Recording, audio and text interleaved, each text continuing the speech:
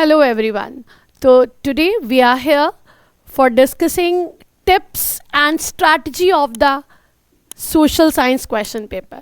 I hope you all are doing very well, but here we are discuss tips that how to write the question paper.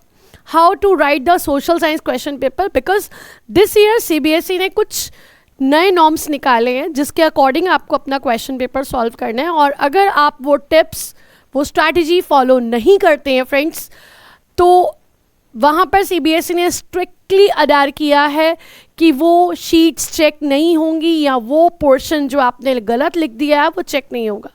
तो सबसे पहले मैं आपको बता देती हूँ कि एक नया रूल निकाला है CBSE ने क्वेश्चन पेपर डिज़ाइनिंग में, as you all have seen in the sample paper कि क्वेश्चन पेपर अब आपको 4 सेक्शंस में सेपरेटली डिवाइड मिलेगा।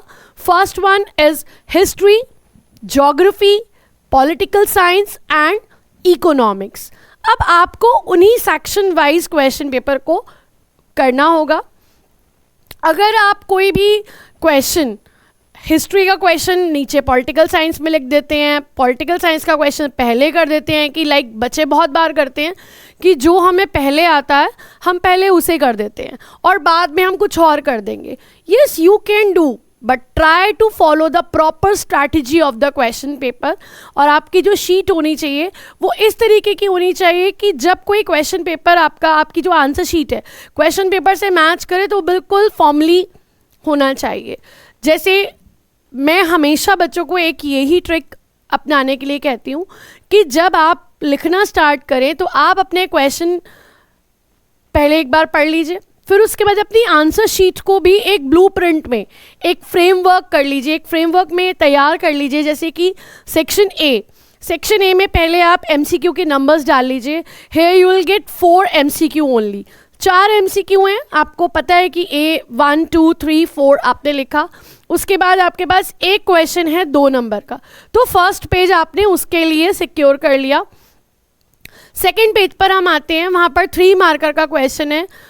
एनी हाउ आपको 3 मार्क्स के लिए 3 पॉइंट्स लिखने होंगे और मैं आपको सजेस्ट करूँगी कि ऑलवेज राइट 1 पॉइंट एक्स्ट्रा, क्योंकि अगर हम 3 ही पॉइंट लेकर आते हैं और एग्जामिनर को कभी कभी लगता है कि हाफ और हाफ दिया जा सकता है, पार्शली 0.1 करेक्ट है और पार्शली 0.3 करेक्ट है और 2 पूरा करेक्ट है, तो वहाँ पर कभी कभी हमारे को लॉस हो जाता है मार्क्स में।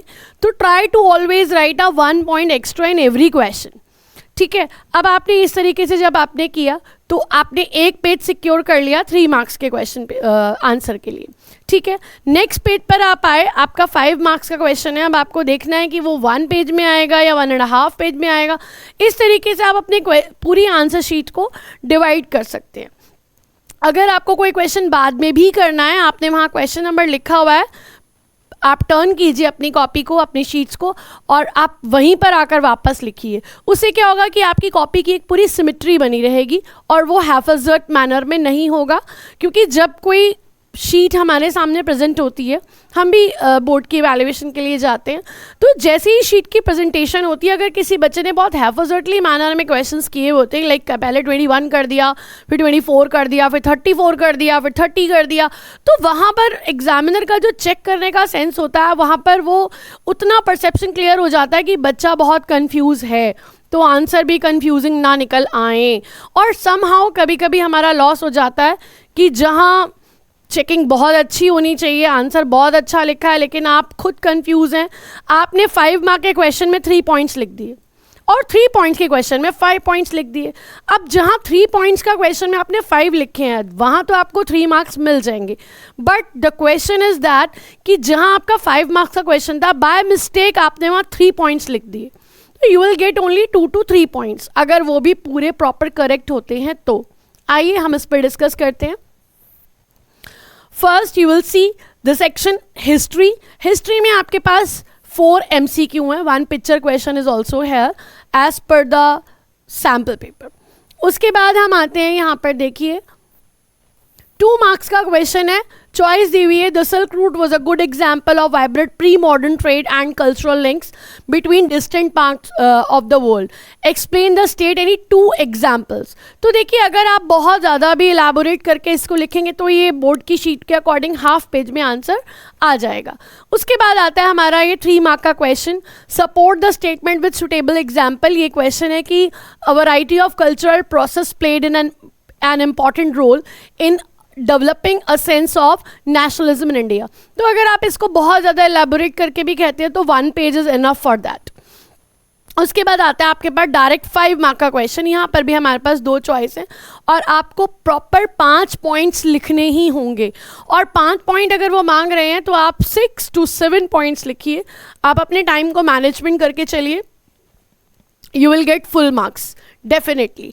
उसके बाद आता है आपके पास ये 4 मार्क्स की केस बेस्ड स्टडी आती है जिसमें 3 क्वेश्चन हमें मिलते हैं, 1, 1 एंड 2। उसके बाद हमारे पास आता है मैप स्किल। मैप स्किल के लिए बोर्ड का स्पेशल इंस्ट्रक्शन है कि किसी भी रिटन पार्ट पर, लाइक आपका क्वेश्चन पीछे लिखा है और आपने उसी के ऊपर मैप को पेस्ट कर दिया या टैग कर दिया, that is not allowed. Please clear this in your mind कि आप जहां मैप लगा रहे हैं उसका जो बैक वाला पेज है दैट शुड बी प्लेन, और आपने वहां पर क्वेश्चन नंबर, जो ये मैप का क्वेश्चन है, क्वेश्चन नंबर 9 वही लिखा हुआ हो। ऐसा नहीं होना चाहिए कि वहाँ आपने पूरे क्वेश्चंस किए और बीच में आपने मैप मार्क कर दिया।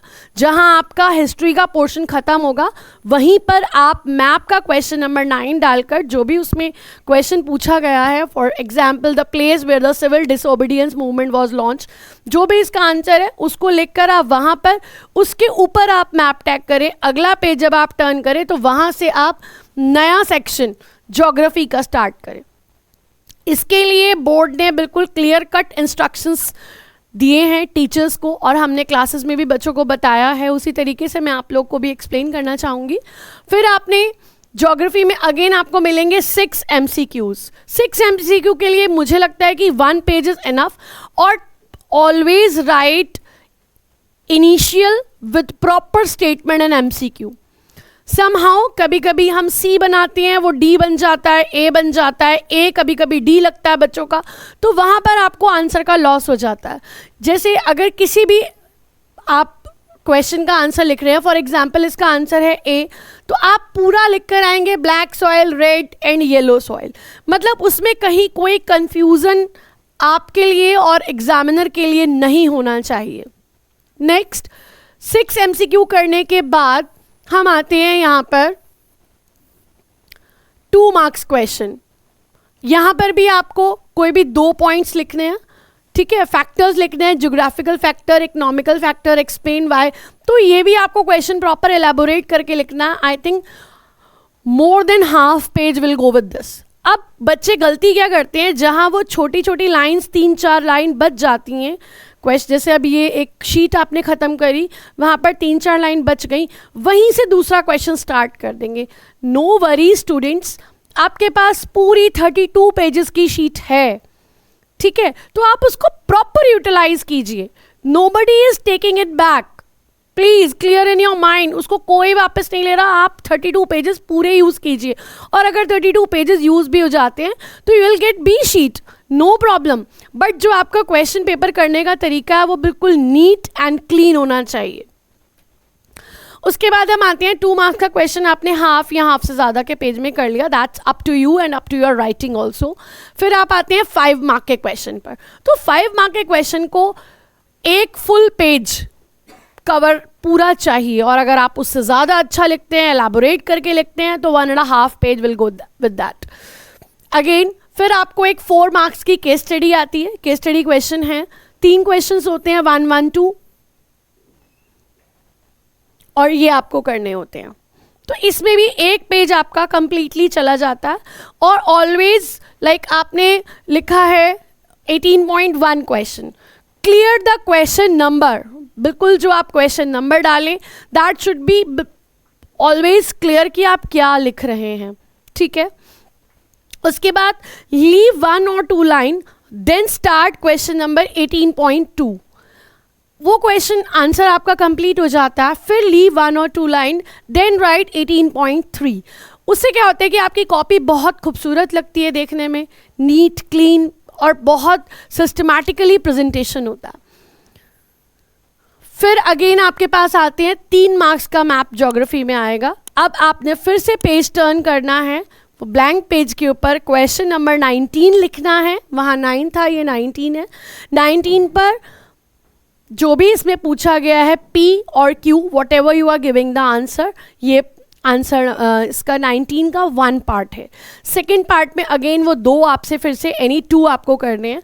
आपको तीनों आते हैं, आप तीनों भी मार्क कर सकते हैं, कोई प्रॉब्लम नहीं है friends. Specially those are confused कि ये है या ये है, आप तीनों कर दीजिए। उसमें से जो भी 2 करेक्ट होंगे वो आपको उसके मार्क्स मिल जाते हैं। Because benefit always given to examinee, ऐसा इंस्ट्रक्शन बोर्ड से होता है। ऐसा कुछ भी नहीं होता कि आपके शुरू के 2 गलत हैं और नीचे का 1 ठीक है तो वो काट दिया जाएगा, ऐसा बिल्कुल नहीं होता स्टूडेंट्स। आप तीनों कर सकते हैं। For example, first is correct and third is correct but second is wrong, तो वहाँ पर टीचर सेकंड वाले को रॉन्ग कर कर कट कर कर 1 और 3rd पर आपको पूरे 2 मार्क्स अवॉर्ड करेगी। तो अगर आपको कोई चॉइस वाले क्वेश्चन आता है, for it is applicable only in MCQ, okay, because इसमें हमारा बहुत टाइम नहीं जाने वाला है। It's a matter of hardly 1 और 2 मिनट्स। तो आप इसमें अगर 5 हैं और आपको इसमें से कोई 4 आते हैं तो आप चारों कर दीजिए। फॉर एग्जाम्पल ये 2 आते हैं तो आप दोनों कर दीजिए, 1 मार्क आपको मिलेगा। मान लीजिए ये ठीक है या दोनों भी ठीक है तो दोनों में से कोई भी 1 मार्क मिलेगा, 1 को एग्जामिनर रिपीट या एक्स्ट्रा आंसर लिख देते हैं। उसके बाद यहाँ पर हमें 3 ऑप्शंस दे रखे हैं, 2 मार्क्स का मैप है, आप तीनों कर दीजिए, कोई प्रॉब्लम नहीं है। 3 के 3 आप अटेम्प्ट कर सकते हैं। आपको अगर तीनों ठीक है तो भी 2 मार्क्स मिलेंगे, और बाय डिफ़ॉल्ट अगर आपका 1 पार्शली करेक्ट है नहीं है, कई बार हम मार्क करते करते बच्चे कंफ्यूज हो जाते हैं, थोड़ा सा इधर उधर मार्क हो गया और वो प्रॉपरली करेक्ट नहीं बैठ रहा है, तो एग्जामिनर क्या करता है बेटा कि उसको जो बिल्कुल करेक्ट होता है उस पर मार्क्स देकर जो पार्शली इनकरेक्ट है उसको एक्स्ट्रा लिख देते हैं, रिपीट आंसर या एक्स्ट्रा आंसर लिख देते हैं, और आपको अवार्ड मिलता है फुल। देन हम आते हैं यहाँ पर सेक्शन C, हमारा पॉलिटिकल साइंस है। यहाँ पर आपको मिलेंगे 4 MCQ, तो आप 4 MCQ करेंगे। यहाँ पर भी एक पिक्चर क्वेश्चन आपको मिलेगा। 4 MCQ करने के बाद आपको यहाँ पर 2 मार्क्स के 2 क्वेश्चंस हैं। Highlight any 2 key features of federalism, and second one is women in India face discrimination, disadvantage and oppression in many ways. Highlight any 2 aspects of life where you witness the inequality. अब आपको 2 points यहाँ लिखने हैं, 2 यहाँ लिखने हैं। That is your choice कि एक पेज में आपके 2 आंसर्स आ सकते हैं बहुत आराम से, बिकॉज जो बोर्ड की शीट होती है वो बहुत अच्छी बड़ी ब्रॉड शीट होती है, तो कोई प्रॉब्लम बच्चों को नहीं आती है। अगेन अब हम आते हैं 3 मार्क्स के क्वेश्चन पर। यहाँ पर आपको एक फुल पेज देना है, तो आप फुल पेज उसके लिए पूरा सिक्योर करके प्रॉपरली बहुत सुंदर सुंदर नीटली उसको लिख सकते हैं। अगेन आता है 5 मार्क का क्वेश्चन आपके पास, आपने वो किया, एक फुल पेज उसको दिया या 1.5 दिया, दैट्स योर चॉइस। देन आपके पास केस बेस्ड क्वेश्चन आता है, 1 page again will go for case based question. फिर आते हैं हम सेक्शन D पर। अब यहाँ पर ये बच्चों आपको क्लियर होना चाहिए कि हिस्ट्री एंड ज्योग्राफी में मैप है, तो हिस्ट्री के पोर्शन के बाद हिस्ट्री का मैप और ज्योग्राफी के पोर्शन के बाद ज्योग्राफी का मैप आपको लगाना होगा। और अगर आपको बोर्ड कोई भी एक मैप प्रोवाइड करता है, ऐसा नहीं होगा, 2 मैप आपको प्रोवाइड किए जाएंगे प्रॉपरली और आपको उन्हीं सेक्शंस के बाद वो लगाने होंगे। फिर हम सेक्शन D इकोनॉमिक्स पर आते हैं। यहाँ पर स्टूडेंट्स आपको 6 MCQ मिलेंगे। 6 MCQ करने के बाद MCQ में कोई इंटरनल चॉइस नहीं है और आपको यहाँ 3 मार्क्स के क्वेश्चन मिलने वाले हैं। 3 मार्क्स के क्वेश्चन का मतलब है कि एक क्वेश्चन को एक पेज पर कीजिए, उसके बाद वहाँ से सेकेंड क्वेश्चन को स्टार्ट बिल्कुल मत कीजिए, नए पेज पर जाइए, बहुत बोल्डली क्वेश्चन नंबर डालिए, देन आप उसको स्टार्ट कीजिए। फिर आता है हमारा एक 5 मार्क्स का लास्ट क्वेश्चन, उसको आप कीजिए 10। और एक चीज़ और, जो भी बच्चे पैराग्राफ राइटिंग लिख कर आते हैं, जैसे ये 5 मार्क का क्वेश्चन है, आप पूरा एक पैराग्राफ लिखाएंगे, वो नहीं लिखिए। Try to write your answer in bullet points. आपको जो फैक्ट, जो पॉइंट, जो भी बात बतानी है एक बुलेट पॉइंट में प्रॉपर लिखिए। अब वो बुलेट पॉइंट 2 लाइन का भी हो सकता है, 3 लाइन्स का भी हो सकता है, ये आपके ऊपर डिपेंड करता है। अगेन 1 लाइन छोड़ दीजिए आप, अगेन फिर से बुलेट पॉइंट बनाइए। इस तरीके से आप 5 नंबर के क्वेश्चन में कम से कम 6 to 7 बुलेट पॉइंट्स लिख कर आइए। Definitely you will get full 5 marks in that particular question. इसी तरीके से 3 मार्कर क्वेश्चन है, 3 मार्कर क्वेश्चन में ट्राई टू राइट 4 पॉइंट्स। इसीलिए मैं कह रही हूं कि एक पेज पर एक क्वेश्चन कीजिएगा। जैसे ही आपने एक प्रॉपर पॉइंट लिखा, उसमें जो भी इंपॉर्टेंट टर्म है, इंपॉर्टेंट आपको लग रहा है कि ये मेरे की पॉइंट्स हैं जो मैंने एनसीईआरटी से या अपनी नोटबुक से कहीं से भी लिए हैं, और वो उस चैप्टर का पर्टिकुलर मेन पॉइंट है उस टॉपिक का, तो आप उसको अंडरलाइन कर दीजिए प्रॉपरली, ठीक है। और बुलेट पॉइंट्स में लिखिए उसको। Do not right in paragraph students, क्योंकि जब हम पैराग्राफ में लिखते हैं वहाँ पर हमें लगता है कि हमारा क्वेश्चन बहुत बड़ा हो गया, लेकिन वो पढ़ने में बहुत इनअप्रोप्रिएट लगता है और उसमें आपके मार्क्स ओवरऑल जाते हैं, आते नहीं हैं। फॉर एग्जाम्पल, अगर मैं भी एक पूरा पैराग्राफ पढ़ूंगी, 5 मार्क्स का है, तो मैं उसमें लाइंस काउंट नहीं करूंगी। इतना टाइम नहीं होता किसी भी एग्जामिनर के पास, ये ध्यान रखिए। लाइन को काउंट करूंगी मैं, लेकिन मैं ओवरऑल 5 मार्क्स अवार्ड नहीं करूंगी। मैं उस बच्चे को अवार्ड करूंगी 3.5। बहुत अच्छा लिखा है मुझे लग रहा है, तो मैं उसको 4 अवार्ड कर दूंगी। But if you are writing in a bullet points, teacher count कर रहा है कि यहाँ तो 6 बैठ रहे हैं, 7 लिख रहे हैं, तो वो 5 मार्क्स आपको बिल्कुल श्योरली अवार्ड करते हैं। ये ध्यान रखिएगा।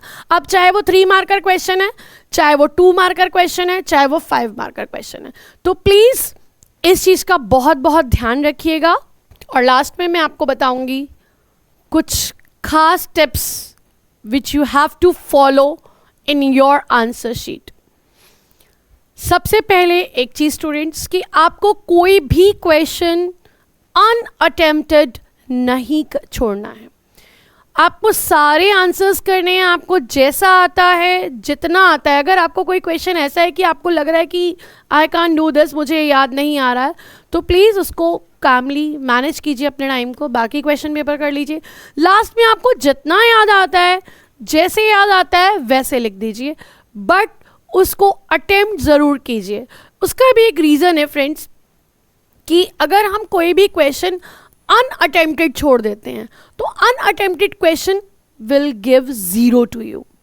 But if you are trying to attempt, right, अगर उसमें 3 पॉइंट्स हैं, आपको टूटे फूटे 3 पॉइंट्स आते हैं, थोड़ा बहुत याद आ रहा है, कैसे भी, whatever you are doing, just try to write something, because something is always better, ठीक है। Something is always better than nothing. अगर आप कुछ नहीं कर रहे हैं, उससे बेहतर है कि आप कुछ तो कर रहे हैं। अब मान लीजिए 3 नंबर का एक आंसर है, evaluate the utility of public service and contribution in overall wellbeing and individual of the society. आप एक अपनी कॉमन सेंस, जनरल सेंस को यूज़ कर कर भी 3 पॉइंट्स लिख सकते हैं। इट मे बी वो एनसीईआरटी से मैच नहीं हो रहे हैं, इट मे बी कि वो बुक लैंग्वेज में नहीं है, आपने अपनी कॉमन सेंस से लिखा है, उसकी यूटिलिटी बतानी है आपको पब्लिक सर्विसेज की, इंडिविजुअल लेवल पर और सोसाइटी लेवल पर। आप देख सकते हैं कि कितनी सारी पब्लिक सर्विसेज हैं, उसमें आप कुछ भी लिख दीजिए। 3 मार्क्स का क्वेश्चन है, अगर एग्जामिनर चेक करेगा, उसको लगेगा कि भाई ये बुक से लैंग्वेज में नहीं है, 3 मार्क्स हैं, अगर वो आपके कहीं कहीं उसको पार्शियली भी करेक्ट लगेगा, तो half half half 1.5 mark you will get. But if you are living in unattempted, तो आपको 1 भी मार्क्स नहीं मिलने वाला है, प्लीज बिलीव मी। और एक चीज और स्टूडेंट्स, हम लोग जब भी कोई क्वेश्चन का पार्ट करते हैं, तो try to do all the parts together and clearly mention the question number and part of that particular answer whatever you are attempting. For example, question number 28, आप firmly 28 के 3 आंसर लिख कर आ गए, no use। वहाँ examiner इतना search नहीं करेगा कि ये B है या C है या A है, whatever it is। उसका मन है कि वो करता है आपके लिए इतनी एफर्ट और नहीं करता जब आप अपने लिए अपना एफर्ट नहीं कर रहे हैं। तो प्लीज़, मैं आपको कंफ्यूज नहीं कर रही हूँ, मैं डरा नहीं रही हूँ, मैं आपको ये बताना चाह रही हूँ कि आप जो भी आंसर करें वो प्रॉपर पॉइंट में करें, लाइक 28.1 या ए बी सी जो भी उस पर लिखा हुआ है, किसी भी क्वेश्चन के सब पार्ट्स को आप एक साथ करें, अपने टाइम को प्रॉपर मैनेज करके चलें। Whenever you are getting a 15 minutes of reading time, students try to solve your all MCQs। आप MCQ देखिए, पढ़िए और उसको पढ़ते पढ़ते 15 मिनट में अगर आप अपने 20 MCQ सॉल्व कर लिए तो now there is a 180 minutes 3 hours to writing the whole 60 marks question paper, and I think it is enough for writing. So last में मैं आपको कहूँगी, stay calm, manage, take proper sleep और अपने time को प्रॉपरली मैनेज कीजिए। बिल्कुल भी आपको घबराना नहीं है। Stay motivated, take proper food, proper sleep, proper studies, and then go for your examination. So all the best. You all are very, very brilliant. You all can do anything. But ध्यान रखना है कि हमारा जो answer sheet है, इसका जो presentation है स्टूडेंट्स, ये बहुत मैटर करता है। किसी 75 प्लस की कॉपी में और 70 और 65 मार्क्स की कॉपी में जो डिफरेंस होता है वो माइन्यूटली इतना ही होता है। This is the difference of basic. जो 5 मार्क्स ओवरऑल 5 to 6 मार्क्स का जो डिफरेंस होता है वो सिर्फ प्रेजेंटेशन का होता है। तो try to present your answer sheet in a well mannered and systematic way. So all the best for your social science exam. Thank you so much.